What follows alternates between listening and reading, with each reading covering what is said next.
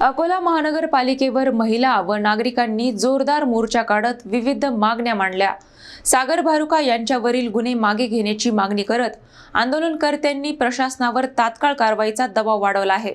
अकोला शहरात बहुजन समाज संघटनेच्या वतीने प्रभाग क्रमांक 12 मधील महिला आणि नागरिकांनी महानगरपालिकेवर मोर्चा काढत आपला संताप व्यक्त केला। या मोर्चामध्ये जागृत नगरसेवक सागर भारुका यांच्यावरील गुन्हे तात्काळ मागे घ्यावेत ही प्रमुख मागणी करण्यात आली। मोर्चा दरम्यान आंदोलनकर्त्यांनी स्थायी समिती सभापती विजय अग्रवाल यांच्यावर गंभीर आरोप करत त्यांच्या विरोधात गुन्हे दाखल करून अटक करण्याची मागणी केली आहे। सार्वजनिक ठिकाणी महिलांसमोर अरेरावी वाद निर्माण करणे आणि अयोग्य भाषा वापरण्याचे आरोप करण्यात आले।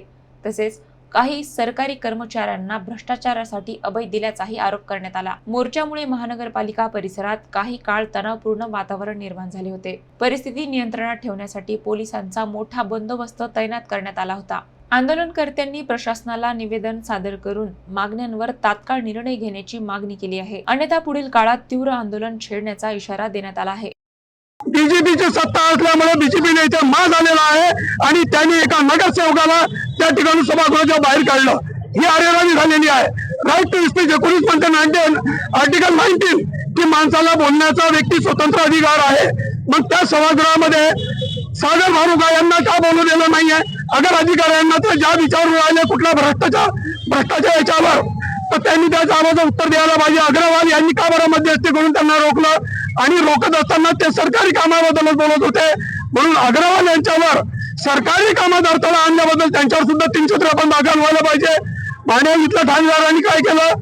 त्यांच्या लोक तिथं बसले आणि दबाव तंत्राखाली तत्काळ गुन्हा दाखल केला। हा एवढा मोठा ऑफेन्स होता की त्याच्यामध्ये करायला इन्व्हेस्टिगेशन मध्ये ठेवायला पाहिजे असतं। इन्व्हेस्टिगेशन मध्ये ठेवून यांनी काय करायला पाहिजे होतं? ज्याचा गुन्हा आहे त्याच्यावर गुन्हा दाखल करायला पाहिजे होता। यांनी का पोलीस प्रशासनाने का ते व्हिडिओ बघितले नाही का? त्यांनी सुद्धा ते व्हिडिओ बघितले। मग अग्रवाल याच्या म्हणण्यानुसार डायरेक्ट भारुकावर का बरं गुन्हे दाखल केले? कारण यांना प्रवृत्त कोण केलं? भांडण्यासाठी कोण प्रवृत्त केलं? अग्रवाल यांनी। म्हणून अग्रवालचा आम्ही निषेध करतो आणि अग्रवालवर जर कधी गुन्हे दाखल नाही झाले तर इथे थांबणार नाही, तर तीव्र आंदोलनाचा इशारा आम्ही जिल्ह्यामध्ये देतोय।